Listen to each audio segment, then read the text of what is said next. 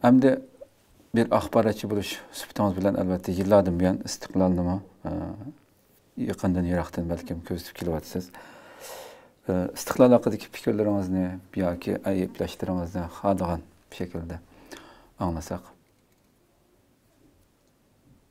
Bu yerda birinchi bir ishni terishib qilayotgan kishi yoki bir organga nisbatan ular ilhomlantirishga muhtoj bo'ldi.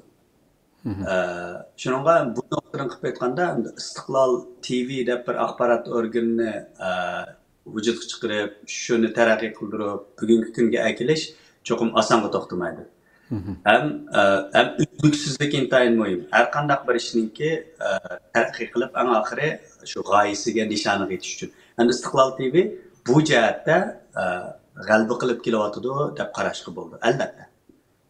Endi men jamiyatda albatta jamiyat tekshirish ilib bormadim. Ya'ni Istiqlol televiziyasiga Istiqlol axborot kanaliga qanday qaraysizlar degan narsani men tekshirganim yo'q. Shuning uchun u to'g'risida bilmayman. Endi menga nisbatan mening tanishim qanday deganda bir axborot organi o'zininki qimmat qarshi nuqtai nazari bo'yicha axborot ilib berayotgan bir organ deb qarayman. Ham bayatim men deganda uzluksizlikni saqlab o'zini taraqqiy qildirib menish oson emas.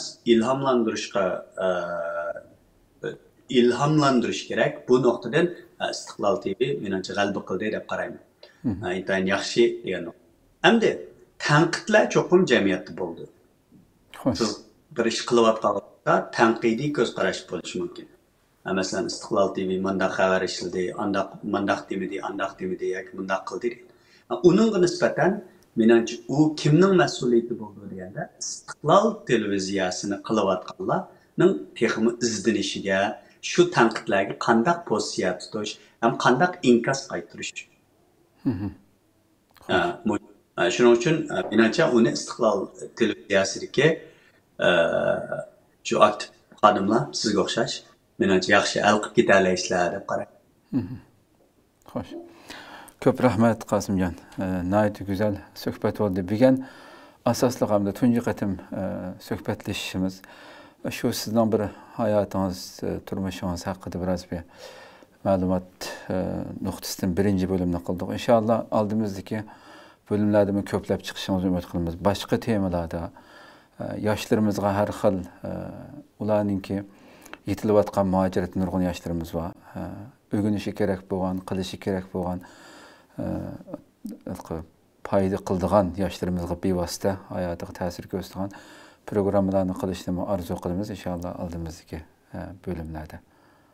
Bu yerda oxirlashtiramiz bugun shunaqa. Bo'ldi, rahmat. Sizga rahmat. Bo'ldi, shunaqa qilaylik. Ko'p rahmat.